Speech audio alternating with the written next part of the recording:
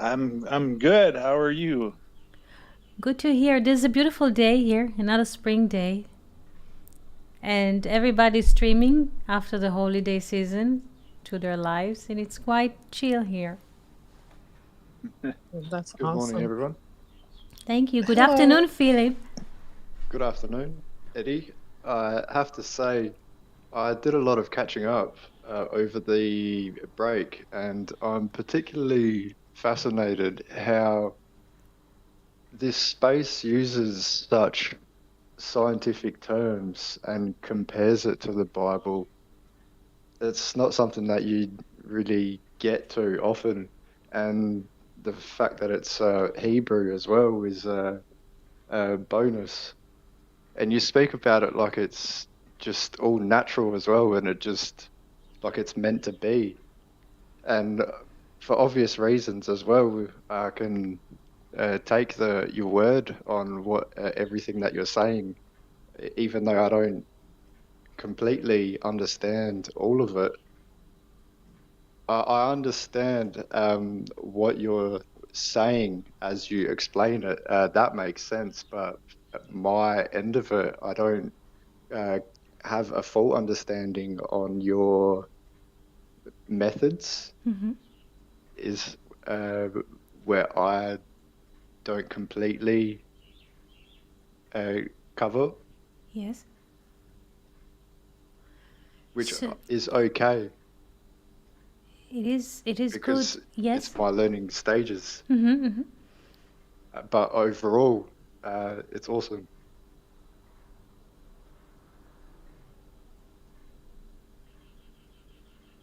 Yes, Philip. So yeah, end in end, it's cool. Overall, it's cool. A lot to learn and not common. It's definitely not something you always come by. That's correct. It's very rare. Thank you, Philip. Thank you, Philip.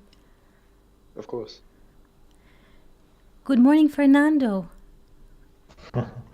Shalom, Eti. Shalom, Shalom. Jeff, Jill, Philip. Hello, Good to Fernando. listen to you all. Hello, Fernando. Hello. How are you today, Fernando? How is the weather in Brazil? Eti, I'm so happy to be here. That is difficult to describe. It's so good to hear you truly. And the weather here is it's beautiful. Uh, it's a little cloudy, a little cold, but the autumn is here. But Mm-hmm. it is good to feel the fresh air and to walk. So everything is fine. Thank you so much. And good afternoon, Victoria on YouTube and Philip on YouTube. We're very happy that you're here. And this is the time to ask questions or to reflect, or if you have things to share, it's the time. If not, we can pop into the whiteboard.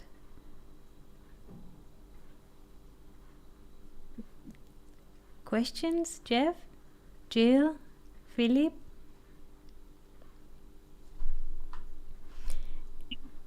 I'm ready when you are, Eddie. Thank you. Me too. Thank you. Me too. No So, questions. no questions. So, at the moment, we are at the whiteboard. Two verses. Who would like to read?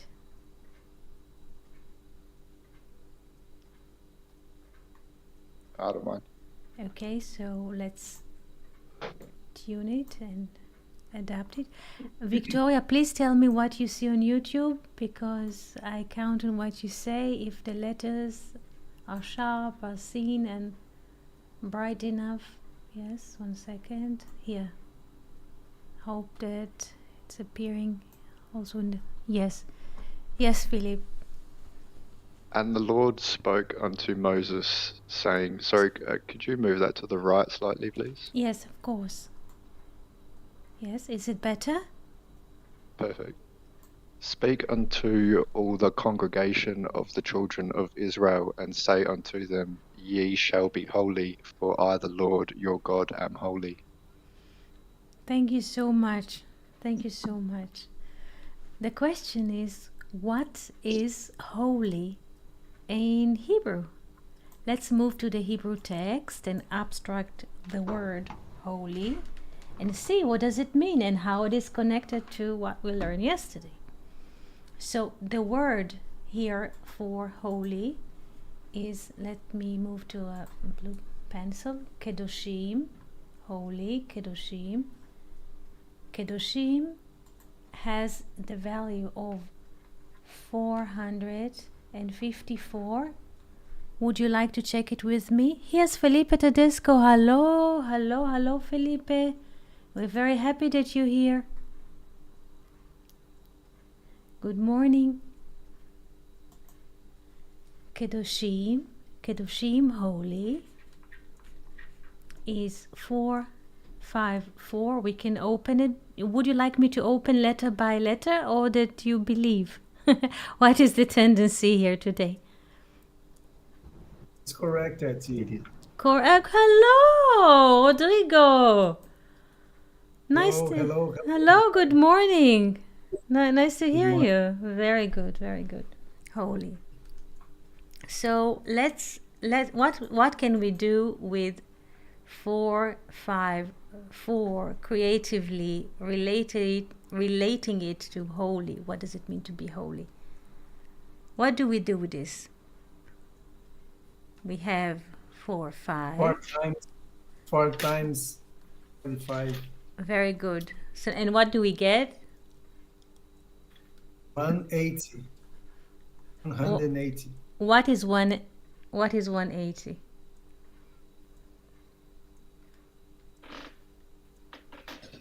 10 times life. 10 times life. Very good. 10 times life. Yes. Alive. Yes. What else? Do you remember?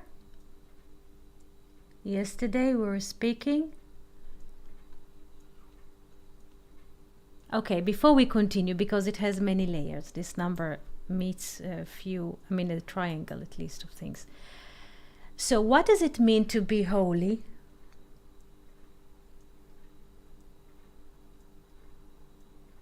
Speak onto the congregation of To the be complete.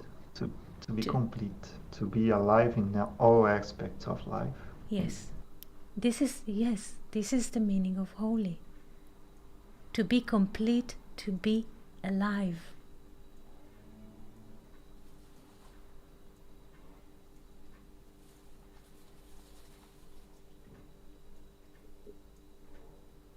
Beautiful it because to actualize all the potential, all the potentiality in the 10 spheres, right? Yes, another aspect of 180. One, we have Kedoshim. This is one aspect, holy. Another is Panim, inner. Do you remember? Inner and face also has 180. And another aspect of 180 is what? The eyes or face. Very good. Very good. Very good. The eyes. Very good. Excellent. Excellent. Now, another question that comes to me while writing. How many degrees are in a triangle? 180. Yes. And the triangle is the first vessel that we have. So what does it mean to be holy?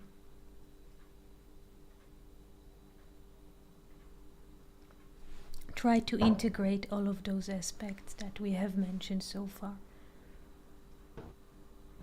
To have a vessel to receive the infinite. Yes, yes. Yes, this is what it And means. it's interesting, Eti, that in this chapter, I'm so happy that you opened it because I was just reading this morning this chapter, and is interesting because the Lord is not speaking to the congregation of Israel, trying to give them commandments like you are holy if you do this or that, you know. It is only speaking that they are holy, you know. It is like it is a potential that you have. Each human has, you Yes. know. It's something. Yes. Each human has it. Yes. It is not a market because sometimes we read the Leviticus, we read Vaikra, and it seems that we have to fulfill numerous commandments and infinite commandments, you know, to become holy.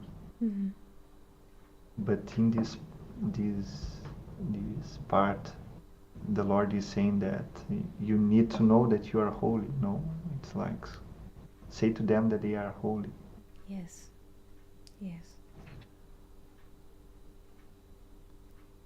Excellent. It is information, you know. It is not a commandment. It's an information. Yes, he notifies them. Just said, here is for your a note. Here's a note. You're holy. Or you shall be holy. Questions?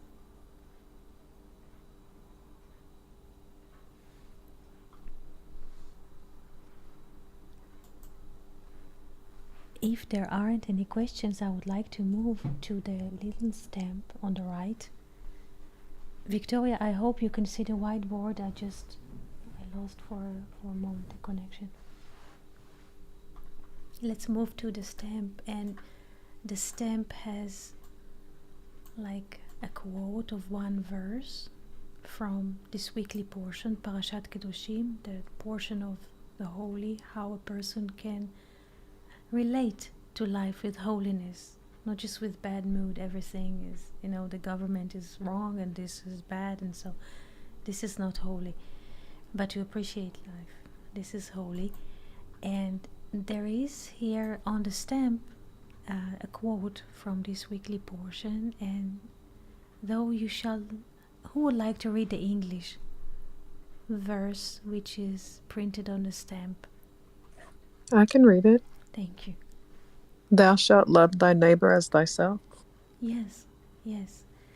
I would like to write the verse in Hebrew and to go to the inner aspect of the verse, following the Zohar reading of the verse, and see who is the neighbor according to the sages.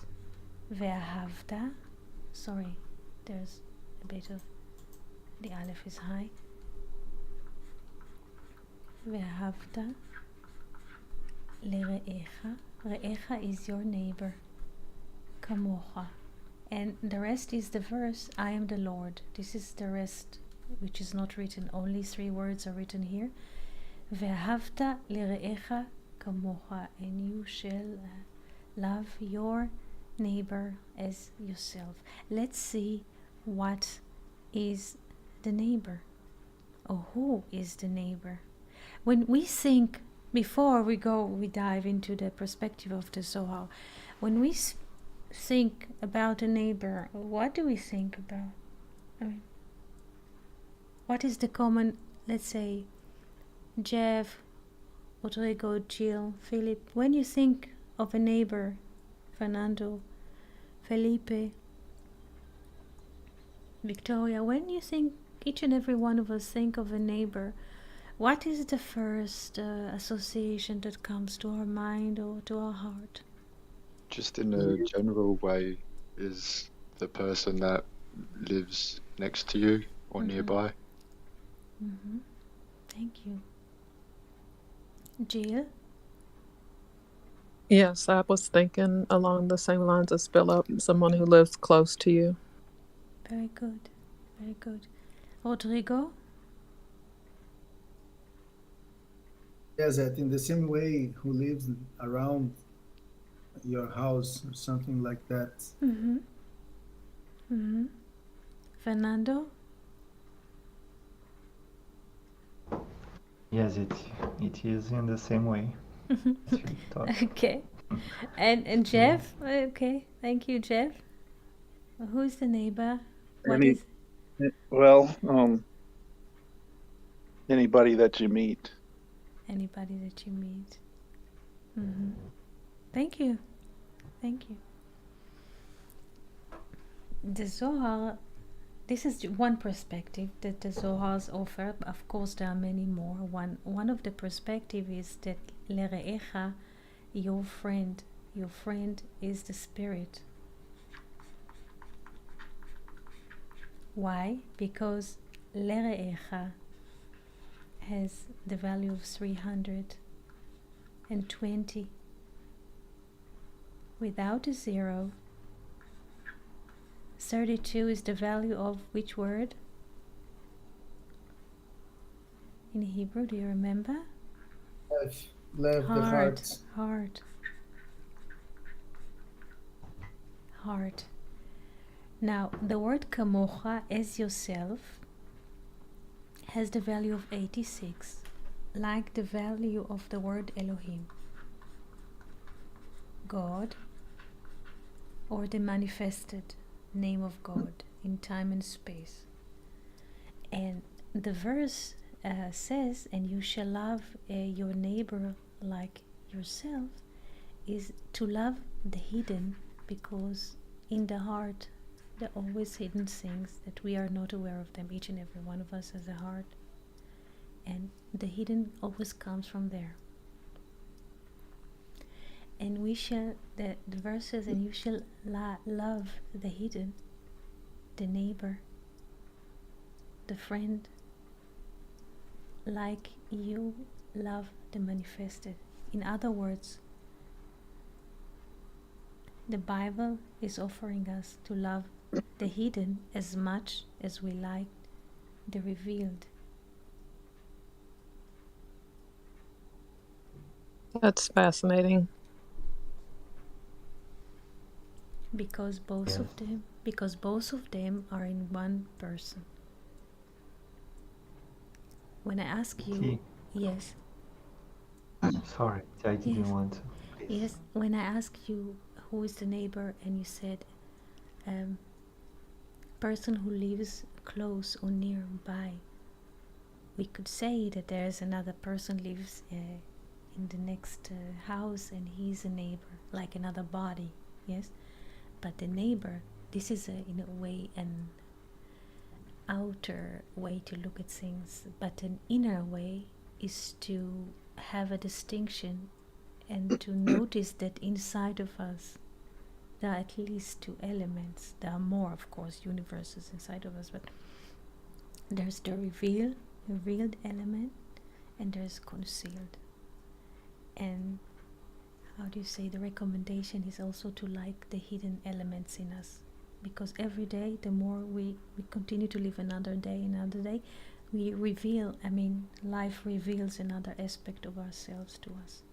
Not just we open the news sections and we read news about the world, about politics and so, but every moment that we are alive, we're discovering more things about ourselves. So not just, the recommendation is not just to like what is revealed to the eyes or manifested, is also to love the hidden things inside of ourselves, that they did not yet expose themselves to us. Yes? Agreed. Yes, Fernando? Just, it's beautiful, and it took my attention that the letters in the name neighbor in Hebrew, we can take the word Ra. Yes.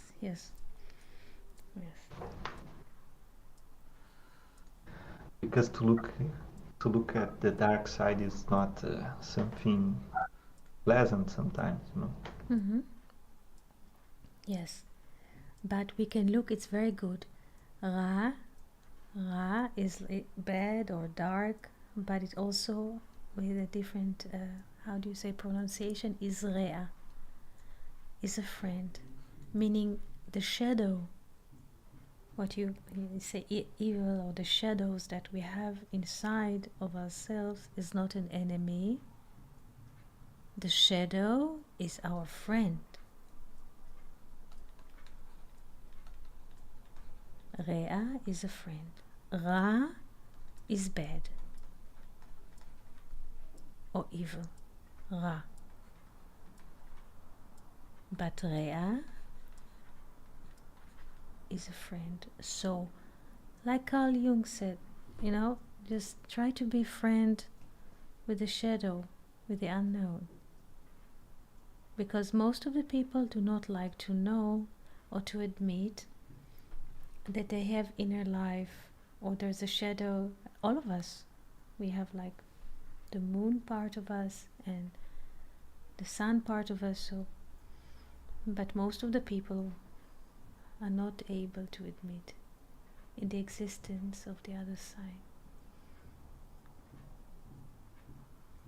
And Definitely. It's a... yes, Sorry. yeah, please, Philip. A little comment. It's a bit of a strength as well to know your own weaknesses too, on what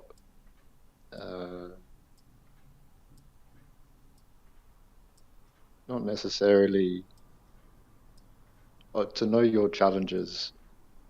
If you know what you're capable of throughout a day and what you would, on an average basis, find a little bit harder,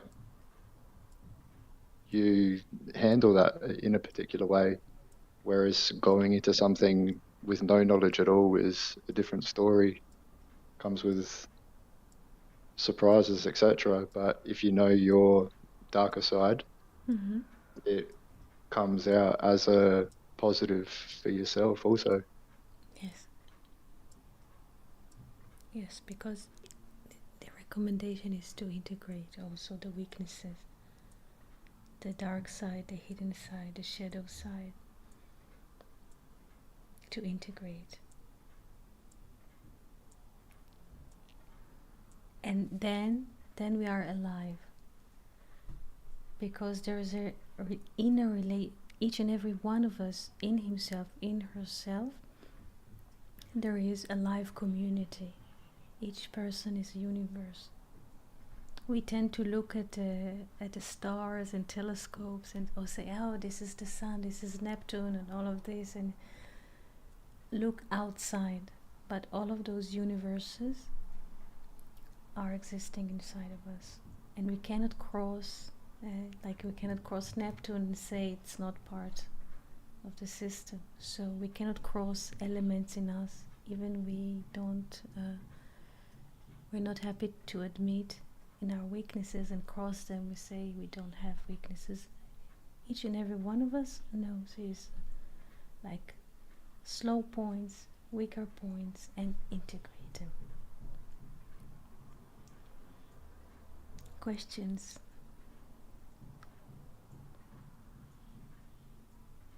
And question can be not just from the text and from the stamp, but in general. If you have any question that you would like to ask, this is the time.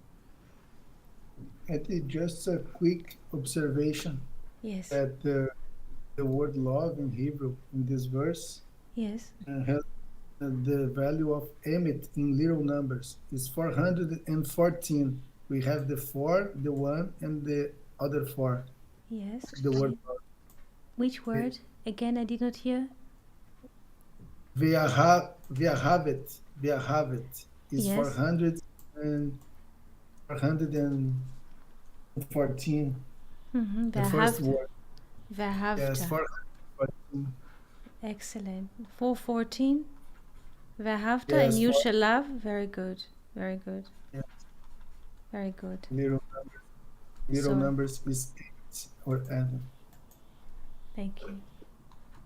Well, Eddie, maybe we could discuss what integrating your weaknesses means. That Yes. that has a lot of implications, and You know, Hmm. I'm not sure that we know what that means. Each and every person know his maybe part of his weakness point. Let's say there's people who are sensitive. Let's say general. Give an example. People who are sensitive to heat or hot weather conditions. There are people like this. So some people can stay hours in the sun in 40 degrees Celsius. It doesn't really it doesn't harm them, or they don't seem to show any physical weakness. But some people in a certain temperature will lose their vitalities, so they're sensitive. So they have, I mean, first of all, to recognize such a weakness, and then to understand that in a certain temperature they should not be exposed to certain sun or heat wave, or they have to stay more in the shade, or to change and to convert the structure of the day that it will fit. Give you an example. In the Sahara Desert, people also live in the Sahara Desert. There's like 50 degrees Celsius during the day, maybe more. It's about 120 Fahrenheit, something like that. How can a person survive? So they learn. They dig a hole in the sand, a hole, and they cover their bodies with the sand, and the sand protects them, and they live at night. This is integration, for example. I'm not saying that this is one example. So to recognize human body cannot function in such heat levels. So this is just an example. And there's and then we shift, and then we shift. And it's beautiful because what in general it seems to us an enemy, like our weaknesses, and we have to overcome them, it's just a way. We listen, we notice there's some kind of weakness, and we change things. And when we change things, we learn a lot. And in a way, this is our past is being shown to us. Weakness is not a minus, but a path.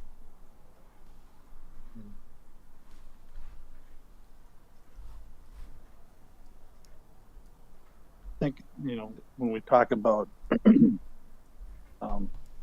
shadow and, things inside of you, I think of things in, characteristics, maybe like moral things inside of a person that are weaknesses.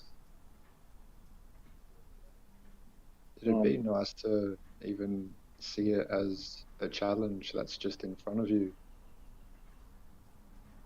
And when you overcome any challenge, you benefits.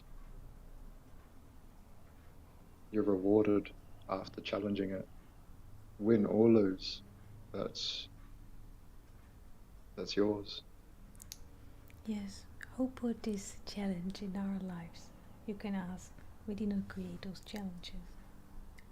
Each baby that is born here into this life is born complete with the sun himself, or in the moon, in the light and the shadow. The child comes complete, and each and every one of us come with his print, and the print is also a way. It's not bad, just a way, just a path.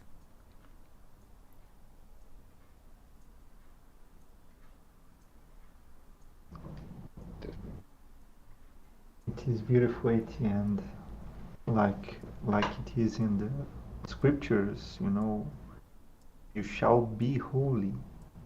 It's like be holy. It's to be complete. You cannot leave behind the parts in you that you put in, that you hide, and I was just thinking that we are passing through the counting of Omer right now. Yes. And it seems to me that could be an instrument to look inside, I don't know what you think about it. This is particularly those days from Passover to Pentecost or to Shavuot or to Matan Torah, those 7 weeks or 49 days, there's like special attention on those shadows, the hidden, I would say the hidden parts in us, which are not known to us. So, Sfirat Omer, counting of the Omer. Have you heard this term before, Jill? Philip? I think I have heard it before. Yes. So, from Passover to, on a second I'll write this down, from Passover, I will now, Rodrigo, I will look for right from left to right. From Passover to Shavuot,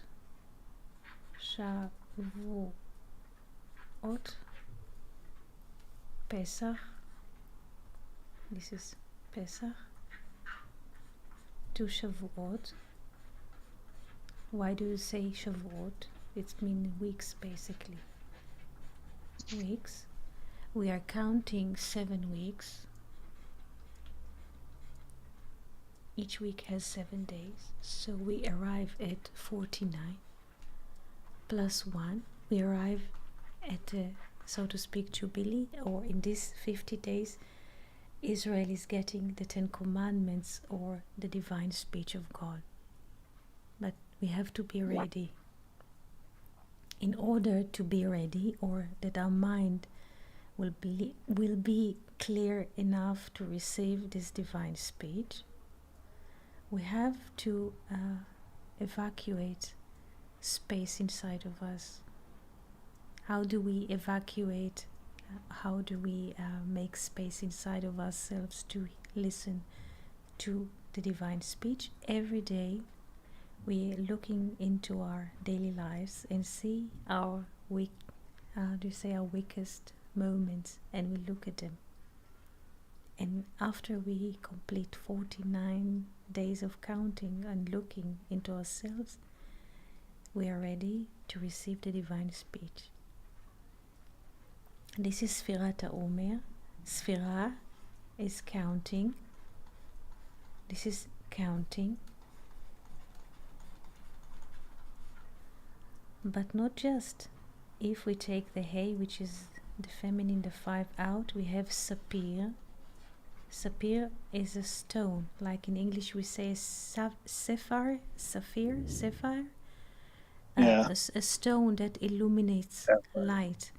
So the more we look into our, let's say, our weaknesses, and we admit them, and we don't say this is my thing, but this is what I received from the higher, it becomes a sapphire. I mean, it becomes a stone that can illuminate.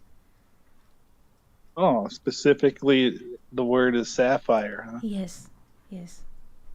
That's fascinating.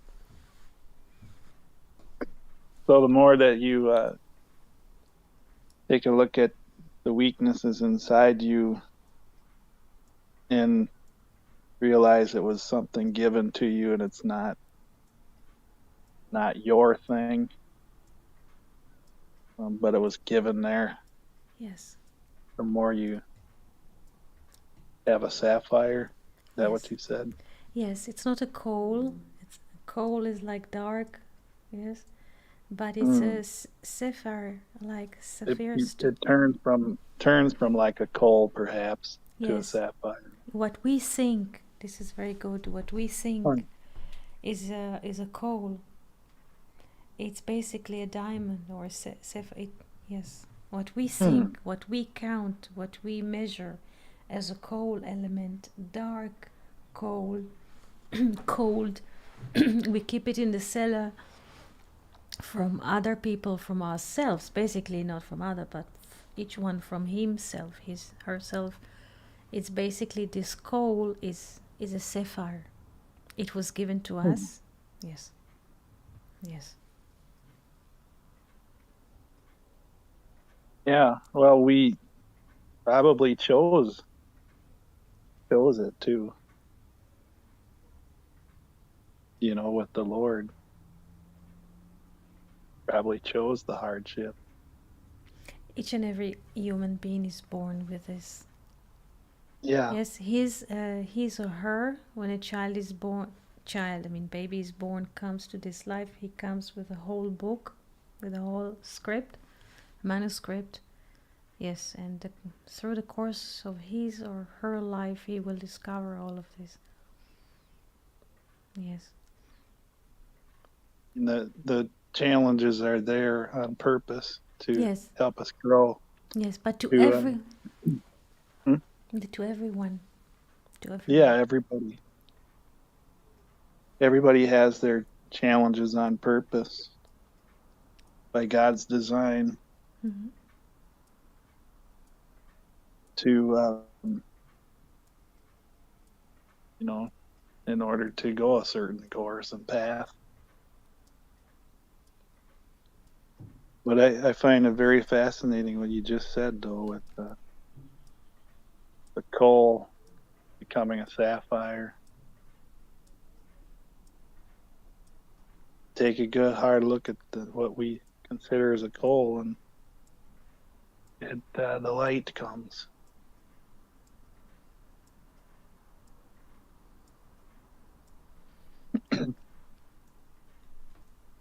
I think part of the thing too here, people are doing things that that are off course a bit, and to take a look at those things inside them can help them get on course better to what their mission is. Does that make sense? Yes. Yeah, as long as you dance around the coal and shut it down and continue doing what you're doing, you're off course a bit.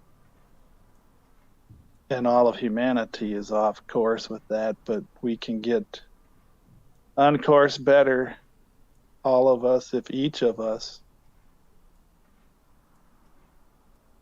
turns the coal into sapphires. This kind of ties into when we mentioned how if you don't really have challenges in your life and you're sitting around on the couch constantly, the person becomes real stagnant Mm-hmm. and doesn't develop so much or so quick. Mm-hmm. It's like you need a bit of resistance in order to be able to elevate. Yeah, amen. That's correct.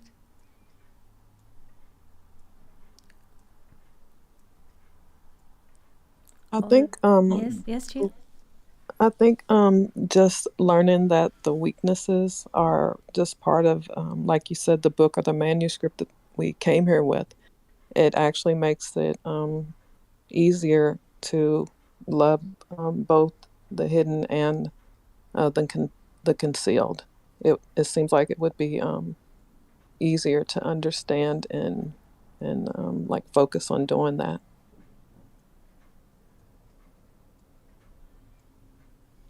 Imagine that, as let's say as a parent or as an adult, you have two children. One of them is like an actor, he goes to the world, extrovert is the, and one of them is introvert. And usually most people of the world, they'd rather have or to relate to the child that is going out to the world. He smiles, he acts, he's how to say, emotionally expressive. It's easier to relate to a child which is, I would say, extrovert. Mhm. It is much more challenging for parents to relate to an introvert child, specifically if he's the firstborn or he is the first to make them parents. Mhm. And this is a challenging, because let's say I now speak about different people, like 2 parents and 2 children, makes it 4. Like, and it is easier to capture it emotionally, but all of those systems are existing inside of us. So it's easier for us to see now a series on TV about 2 parents and 2 children. It is much easier than to see this inside of ourselves, but this is existing inside of ourselves too. So the one who's introvert, he will retreat. The more the one, his brother, will go to the outside world and play it out, he will retreat more and more and more, and everybody will poke him, but what's wrong with you? Why don't you express emotions, being pinch, why don't you hug, why don't you kiss, why don't you, and Mhm. they want to see, like in how do you say, um, like in circus, yes, like in a Roman, say, like in the big show yourself. So this is an example with a little family, let's say a TV show, but the hidden would like to be hidden, to stay hidden. For the hidden, it's a shame to come in front of the stage next to the light. Just a little example.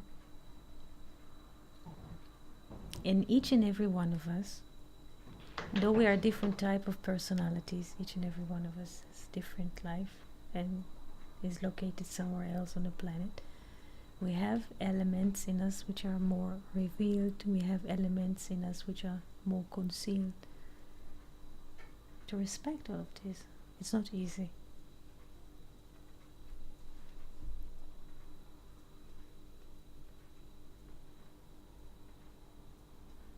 Eti. Yes. And it is interesting because you are saying that we have like an objective life, something uh, that is in front of our eyes, and something that is subjective and it's hidden, right? And it is interesting because we can read in many books about the meaning of life, Mm-hmm.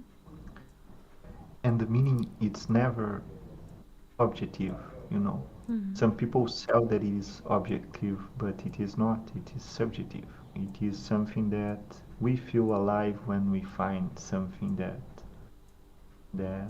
can correspond what is inside of us, you know. Mm-hmm. The meaning of life cannot be shown in a statistic plan or something that other people can show to one. You know, only the one will know what is the meaning of life for himself. You know, Mm-hmm. so it seems that we have to discover this somehow. I don't know if what I'm saying have any sense, but what came to me is that it is not we are here for a reason, you know, maybe Mm-hmm. to give voice to this dark side in us, to this side that is needing to be comprehended and to come to light, you know. Mm-hmm. And sometimes our neighbor is the one who resembles what is hidden in us, Mm-hmm. you know. Yes. This is what is called projection in psychology. We project in our neighbor what is hidden in us, you know. Mm-hmm. It's beautiful. I'm reminded continually here as we speak of the, how the Moses received the 10 Commandments, and I guess it's a part of the lore, but I think it comes the impression that the lore gives us about him. The tablets Mm-hmm. can be taken from the scripture too, in a way, but it talks about how he received them on sapphire stone, Mm-hmm. and that they were transparent, and that the writing of the words, the commandments or the sayings, the 10 sayings, were like almost holographic, like in the middle, like inside the stone, but you could read it, and it was something you could read from either side equally. Like you could, Mm-hmm. love thy neighbor as thyself. You could turn it over and read, love thy neighbor as thyself.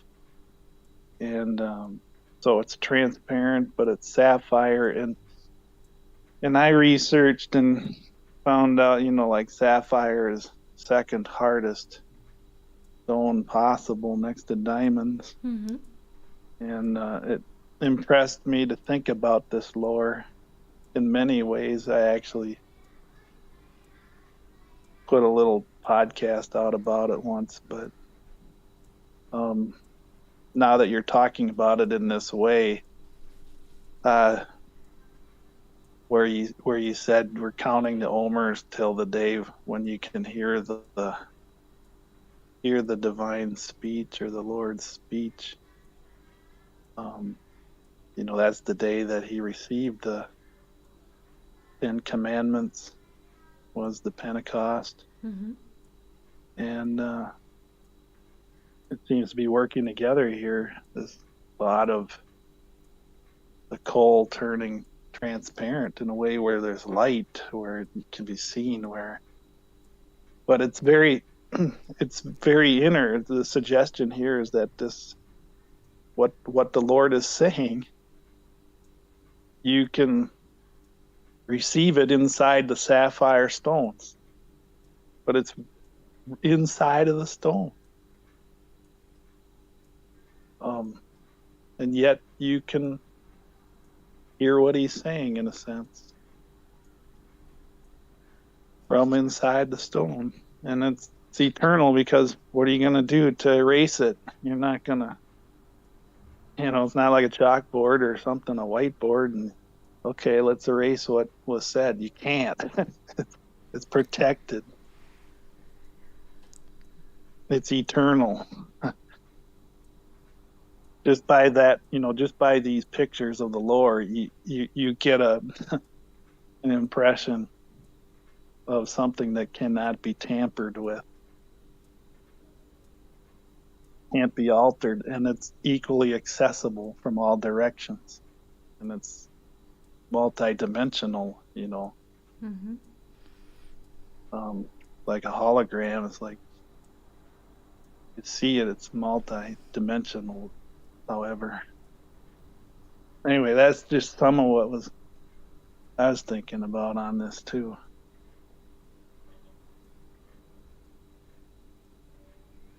It's Now that you wonderful. unlocked it, Eddie. It's most wonderful because the Bible says about the sapphire. The Bible say livnat hasafir. It's like white or a stone of sapphire. Livnat hasafir. And each and every one of us is born or comes to this life with a sapphire, like as a sapphire. And there's a beautiful story that Thomas Mann brings about the birth of man, Adam, which is related to Sfirat Omer, the 7 weeks, and the sapphire, and the universes and the planets that we mentioned in the beginning. He says that in the beginning, Adam was like a spirit with God, but his body is is an integration of all the how do you say, planetot, all the planets around us, and Solar system yes, solar system. and the galaxies. Yes, yes, yes. And the more Adam, this is what Thomas Mann brings in his story. The more Adam is familiar or is encounter with the fact that his body is composed of all of those galaxies around us, the more he descends into the matter. And Thomas Mann even mentioned the seventh sphere. I would like to make a little drawing here again to remind us how the body of man is descending into the seven spheres. 1 second, here we have three, and then the seventh is here. And when he reach here, Malchut, Malchut, this is the heavenly kingdom, or when the child has the sense of I am, Ani, embodied man. When Adam reached the seven lower spheres, he fell like Narcissus. He falls in love. He falls in love with his dominance, so to speak, and he's being caught here in this lower bottom. And in a way to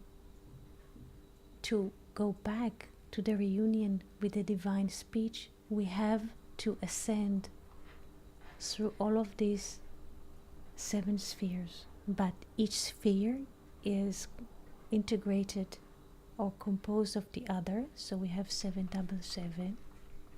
This is why we count the Omer. And then we reach the Jubilee here. Here we can hear the divine speech, the divine understanding. But according to Thomas Mann, Adam was how do you say, he was having like love relations to the matter, to the planets, to all of this, and he just descended into the matter every day more and more until gravity caught him, and he could not, his spirit could not be free. So every year now, to how do you say, to rehab or to bring ourselves into the primordial state of Adam, we're counting the Omer to release the bonds of gravity, to release the cold, because, and this is comes to your thought, Jeff, we are in a way a sapphire stone, but because we descended so much into the matter, the coal is hovering. And every day that we are counting the Omer, we are removing another piece of coal, and we are just revealing what is already there. And at the end of the 49th day, we see there's only a sapphire stone, there's only spirit. But since all of us descended into the matter so hard, our lives are covered with coal parts. And they are hiding this divine light. But once we clean the cellar, and this is what we do in these 49 days, we're cleaning the cellar inside of ourselves, we discover that there's inside only sapphire stone. You see, Yes? just to add something, that Yes. Kedoshim, Yes? it's 454, right? Yes? So when we look at the structure, Yes? we see the 4 in the extremes, Yes? left and right. Yes? It is Klippa that you are mentioning. Yes? It is this manifested being that we are in this world. But we have the 5 in the middle hidden. It's the potential. Yes. This is not my idea. I remember Reinrad speaking about this. It was with another word that I cannot remember, but it was the same structure, 454, and he speaks that he's Oh, now I see. It's Meurot. Meorot. Meurot. He says that he speaks that is four and four in the extremities and the light inside. Yes, And the yes, Kedoshim is the same idea. yes. Excellent. We don't recognize when we look and we go take a walk, we see people, so we see bodies, arms, legs, people on bicycle, and so we relate to them as bodies, but we are just, I would say, bodies of light, because the flesh and the bones are just a dressing that are covering the spirit, and the spirit is sapphire, is transparent to each and every side. You can read from it. The spirit does not have any interests. It's not a language that you can read it from left to right to left, or up or down. No, it is equally shared. Yes. Cool. And even though the descent has been into the cellar, there's fire there, Yes. isn't there? Yes. There's fire in the basement. Yes. Eti, Yes. regarding the word Kedushin, Yes. that again in this class, and at the beginning of the class we multiply, we take four times 45, Yes. but we can get also the 54 Mm-hmm. and make 4 times 54, which result in 216, which is Gevurah and Aryeh. I don't know how can we fit this meaning, this point of view, with all that we talk about today. This is three times 72 as well. Yes, 3 times grace. Yes. Yes, this is also 3 times grace. And this is, in a way, this is the hay or the vessel of giving. Yes, this is interesting. Yes, 3 times 72, when 72 stands for grace, chesed,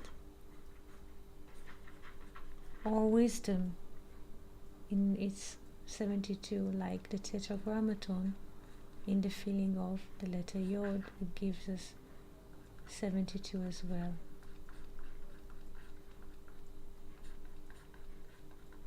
Yes.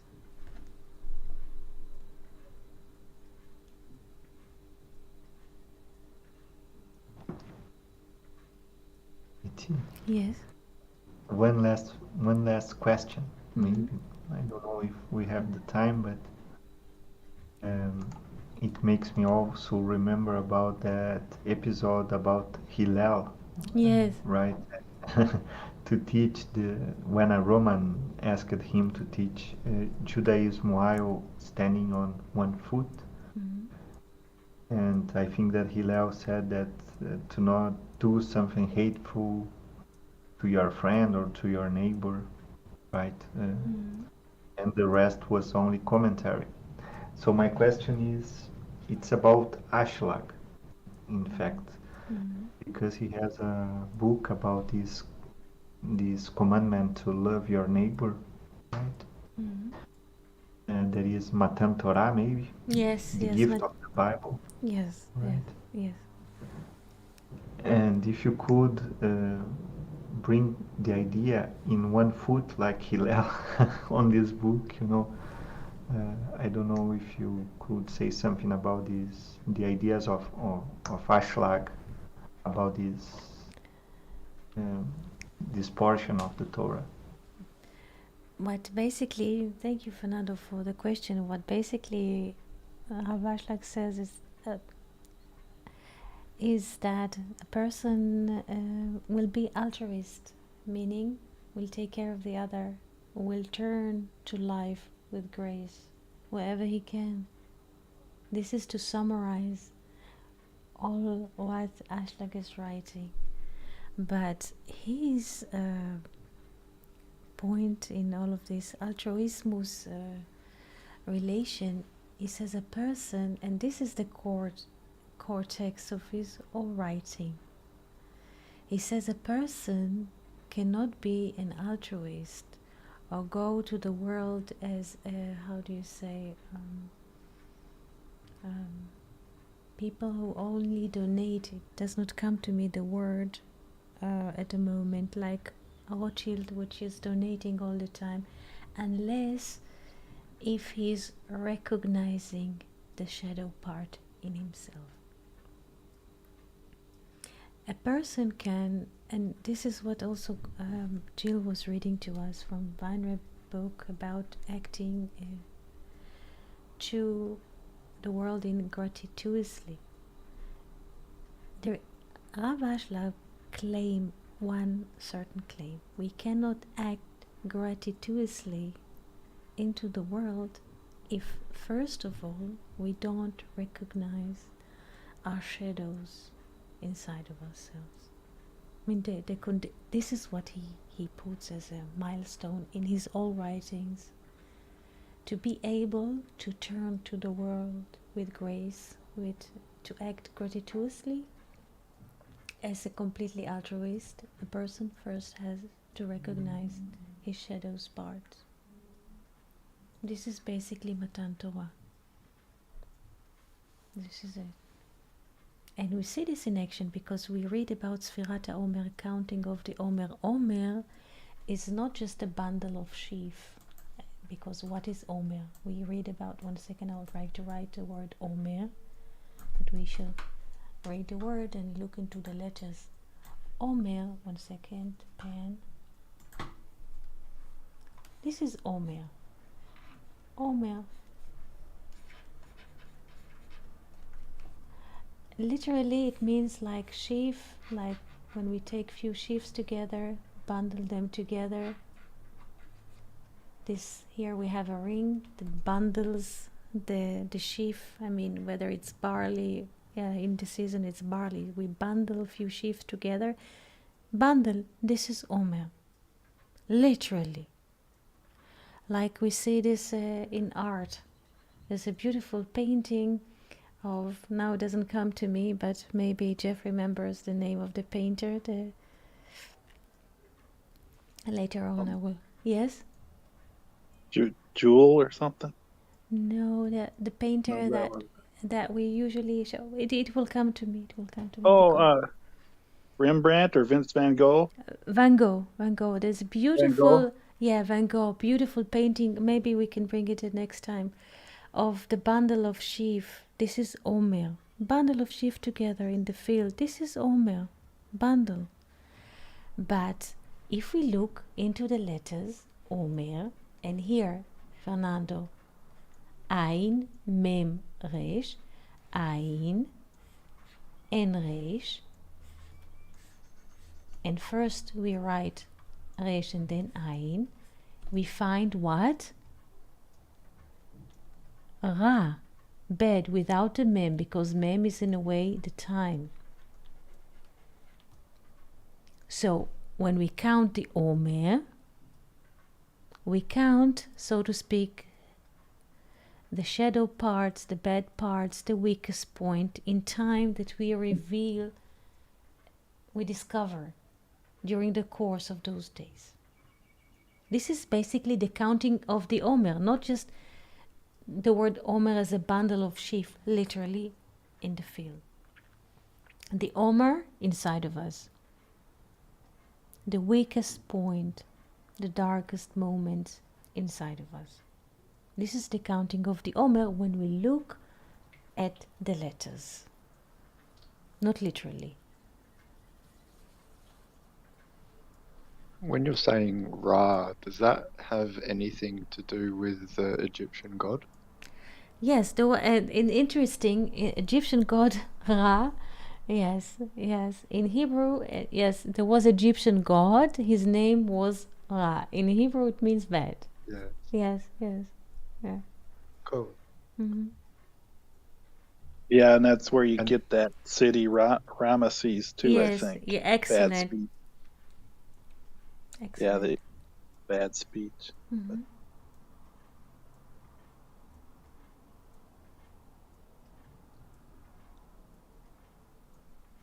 Nice.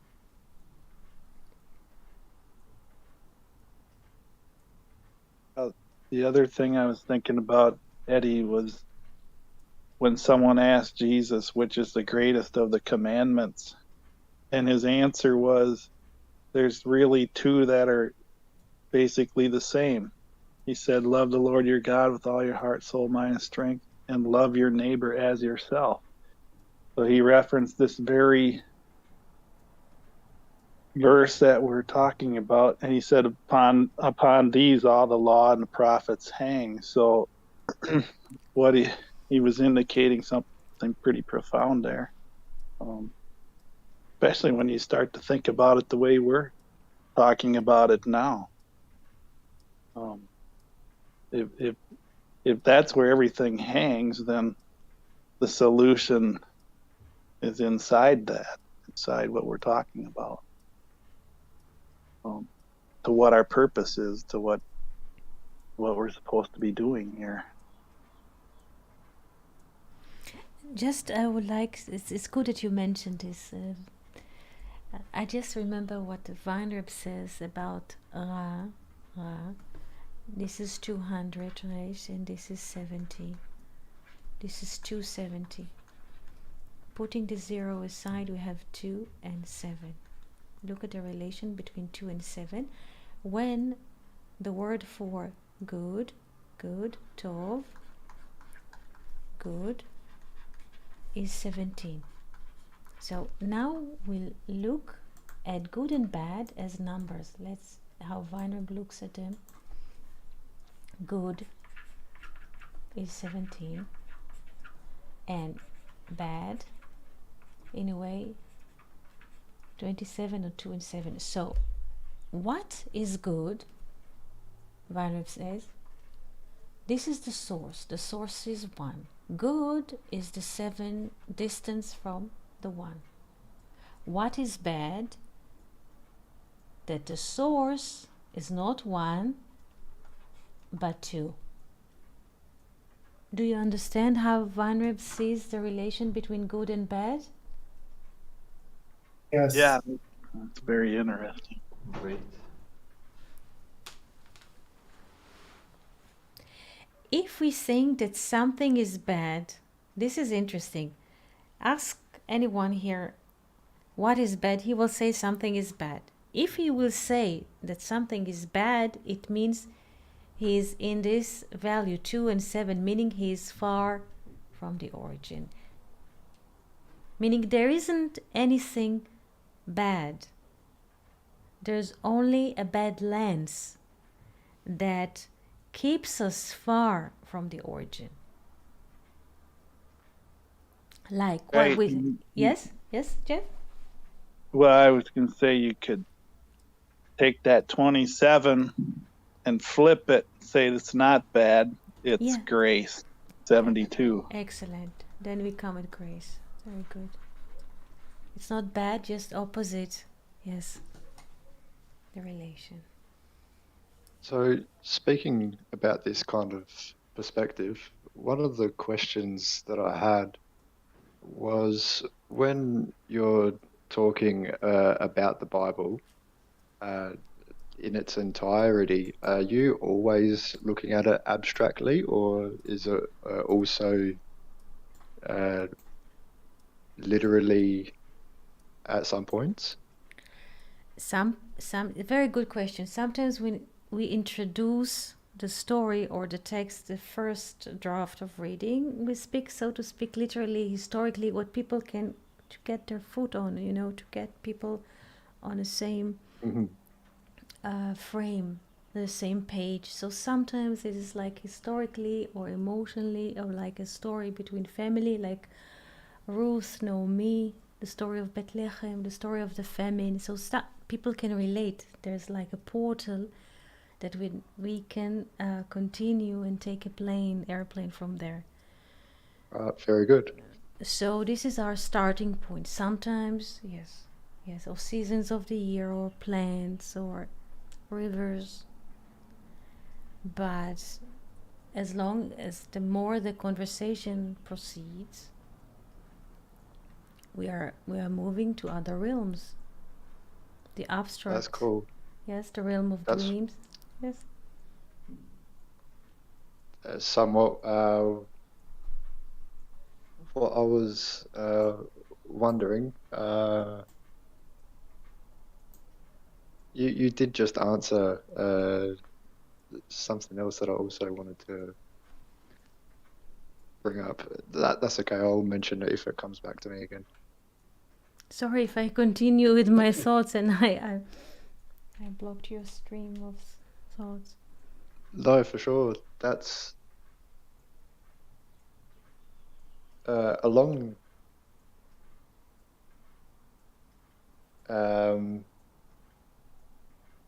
It's lingering there. I just can't put words into what I'm imaging right now. But yeah, that's I'm glad to hear that. I definitely understand it. What you're saying there as well. Thank you. And maybe on top of it, it's a cool foundation for everyone is basically what that was saying, wasn't it? It's a foundational source to be able to speak with everyone on it. It is for everyone. It is for everyone. What happens during the time the source was cut? I mean, probably by people, but it is for everyone. Like internet is for everyone, like water and air is for everyone. It is for everyone.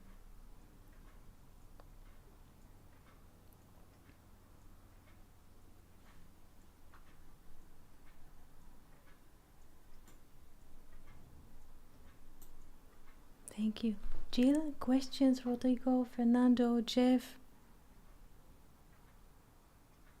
Just came one last idea, I know that Yes. we passed our time, but the one who make that things is a rasha, right? Yes. A rasha, Yes. right?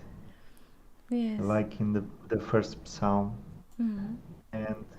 And the interesting thing that is that the opposite of rasha, it's tzaddik, right? Yes. Yes. Uh, because rasha is wicked, and we could think that the opposite of wicked is the strong one, you know, but it's not the only the strong one. It is in fact the tzaddik, the holy one, the one who is holy. Like the kedoshim, you know, is the one who found it. I'm just oppositing the symbols to understand the path that is to lead to this kedoshim. Mm-hmm. Because tzaddik is much more than someone that is only strong to make Yes. good deeds. The Yes. tzaddik is the one who seeks the hidden spark, right? Yes, the one who looks for the yod, for the covenant, for the spark or to relation to the divine, the relation tzaddik, righteous. What we say in English is he is, in a way we put the kof because it is like one, so we put it aside. Is it tzadi, the letter? He is hunting, to hunt or to catch. Tzad, the yod, the covenant, the relation between heaven and earth. Yes, there are many aspects to look at the tzaddik, the righteous. One of them is to. This is why there is also relation between justice, tzedek, justice, and tzaddik, because the side, the yod, the letter yod, is the center of a circle, the yod. And the tzaddik is wherever he stands at the radius, at the circumferences of the. 1 second, I don't see YouTube. Victoria? Oh, sorry. What does the tzaddik do? Whenever he stands here or here, he is trying to look for the yod, the center. Wherever he is at, this is the righteous man. He wants to connect to the center of life. This is what he does. This is the side. Tzad. Tzad is a side. This is the side, so to speak. But he is looking, or he's hunting the center, so he's here, but he's looking, where is the center? This is a tzaddik. He's looking for the center. And then we have the relation between tzaddik, a righteous man, and tzedek, justice. Because justice in the Bible is circle, is manifested in a way by the circle, tzedek. David says, Hancheni b'ma'agalei tzedek, guide me in a circle of justice. Justice is circle because, Like this. yes? Why justice? Yes, Jeff? I was just thinking the center is like the magnetic pole, right? Yes. Pulling. The Zadik is attracted to the center like it's a magnetic pole. Yes, because it's the core, the divine will, is in the center. And in the divine will, what motivates the divine will is the will to benefit and to bestow, is always in the center of things. And then that illuminates the Zadik. Yes. He's illuminated like the light. And the whole thing's illuminated, the whole circle, the whole ball. And we're all out there on the edge somewhere, but we can be drawn to the center. Just by looking into it.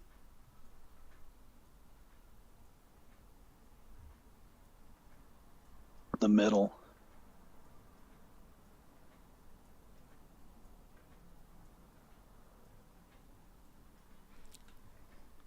You reminded me of a title of a movie, and Justice for All. Yes? Why Justice for All? Because justice is a circle. So every person who stands on a circumference is like the relation in geometry, has the same distance to the center. So justice for all. When there's justice, this is how the Bible sees justice.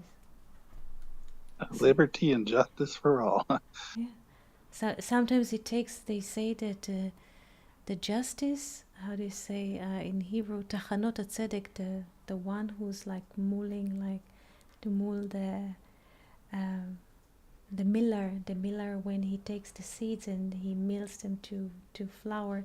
They say the windmill of justice, they work slow, but justice comes. And justice is for everyone. This is the definition of a circle. Justice for all. Fernando, even if we take tzedek, justice, as tzad, side, and kof is 100. But also we can see the kof as 1 or as 10 or as the yud. Again, the justice, everybody is here on the side, is looking to the center, and this is justice.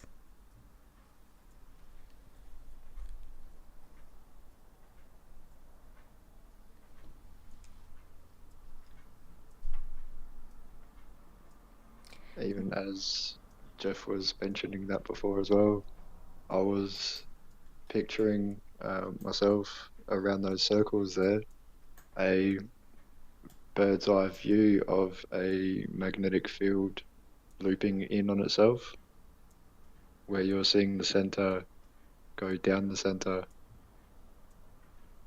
and the outer edge obviously being the bubble part of it.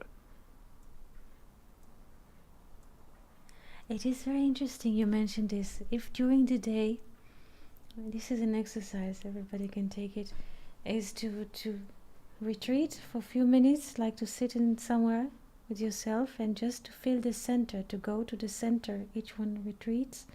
If you can, if you have like few moments, retreats to its center inside, it gives a lot of peace. And from this center we can go again to the world. But if we're too much outside in the world, we're getting far from the center. And then we need to concise or to retreat again to reach the center and the good. Sometimes we expand too much to the world, more we stretch more than we're capable of, and then we need to retreat. And in the retreat there's a lot of peace coming.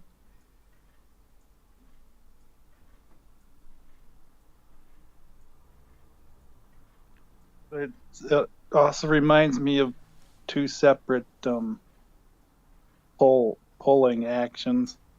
Talk about gravity and then Adam being descending, and then gravity captures him. Mm-hmm. But to look to the center is with the magnetic draw this way is causes you to rise with a different. It's like the anti-gravity. It's like the opposite pole, right? Excellent. And this is what humanity needs.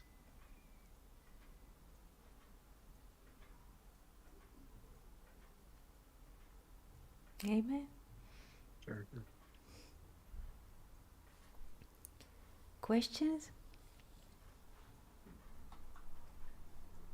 Jill? I do have a question. I think because I'm reading that book of Esther, I'm obsessed with finding out where the neshama is all the time. Mm-hmm. What exactly is at the divine center? Is the neshama anywhere there? Yes. Okay. Yes. This Thank is you. it. Yes.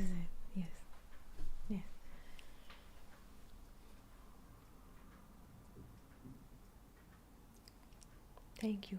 Questions? Fernando, Rodrigo, Philip, Jeff? Just to No thank questions. Betty. Yes. Yes. Go for it, Fernando. Please, Philip, I was just thanking Eti for the class. Please continue.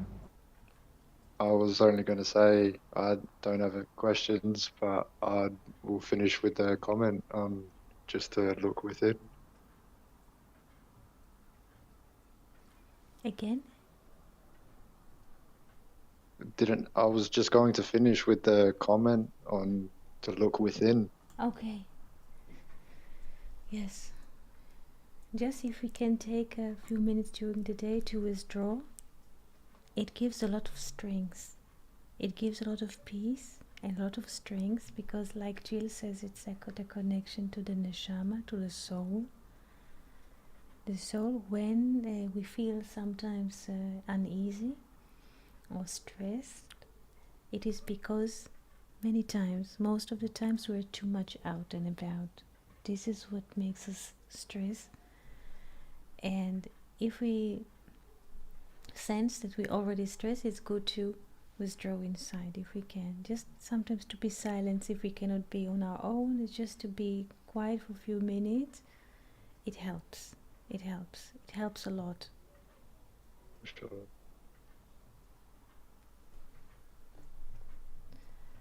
So if there aren't any questions at the moment, I would like to thank all of you for coming here today and sharing our space. And Thank you very much. Thank you. Thank you, Eti. Thank you, Jill. Thank you, Fernando. Thank you so much, Eti, Rodrigo, friends. Jeff, Yep, Philip thank and you. friends, Victoria and friends. And we shall meet here, I think, on Thursday this week. Tomorrow we shall have a little pausa. It's Wednesday. And we shall return on Thursday. And if you have questions, please ask. Great. Everybody, and see you Thursday. See you on Thursday. Thank you. Shalom. Shalom. Shalom, shalom, shalom, shalom.